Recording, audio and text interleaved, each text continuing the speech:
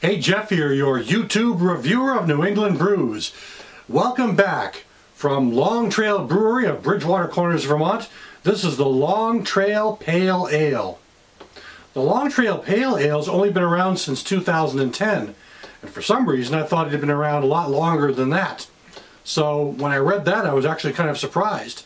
Maybe I'm mixing it up with one of their other standard ales, but I was quite surprised when I saw it had only been 2010. The ABV on this is 5.7% ABV. Now this is an English style pale ale, and English style pale ales are built around decent water. Of course, all beer is built around decent water, so they're using Vermont water in this. It should have a kind of a nice balance between the hops and the malt character, and there should be kind of a, kind of a mild bitterness in there as well.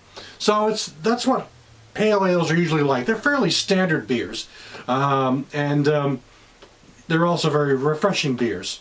So without further ado, I'm going to crack off the top and take a look at the Long Trail cap that's on all of their bottles. Let's crack off the top. There we go.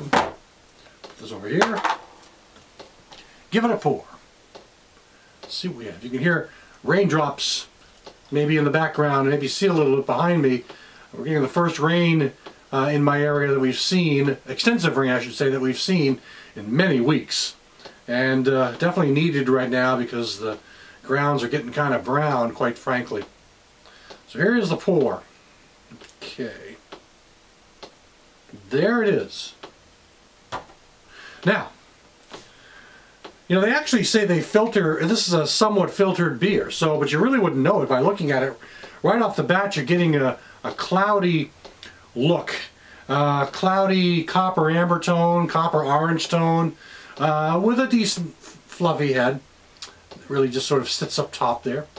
And busy carbonation. I can see a lot of carbonation bubbles flying up the glass. So a little more cloudy than I imagined for a somewhat filtered ale. So let's check out the aroma. They brew this with 2 hops, a couple of malts, caramel malts among at least one of them. Okay, now I'm getting a malt character on the front end. So malts come up first, and then you get almost an earthy pine, Vermont pine scent coming up from the hops. Like pine trees, evergreen, Vermont pine trees, yes. I lived in Vermont for a while, so it kind of reminds me of that. Anyways, a nice aroma. It seems to have a very nice balanced aroma. Let's check out the taste. The body is actually kind of full for a pale ale. Medium to full. A little heavier than I expected. Medium, above medium. So it's definitely got some nice texture to it.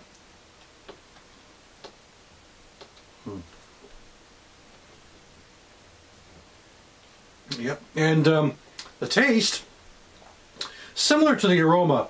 You get a definitive malty, kind of sweet malty, caramel malty character for the first couple of seconds. Actually for about the first 1 second, maybe the first 2 seconds. And then suddenly the hops come up and take it over.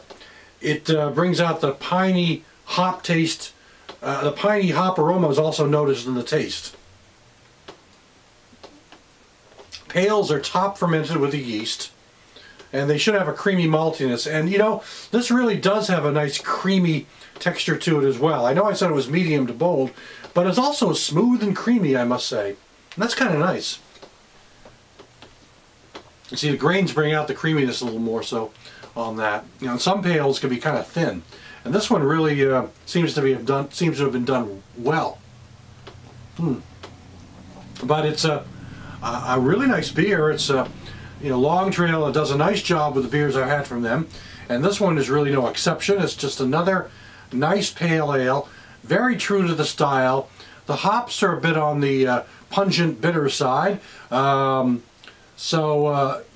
don't bring out the strength of an IPA, but you definitely get a good hop character in the beer, for certain.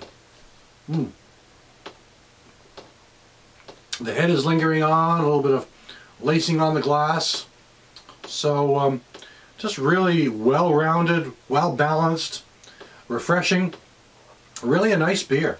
Yeah, I think Long Trail got this one right. It really is close to the style of a traditional English style pale ale.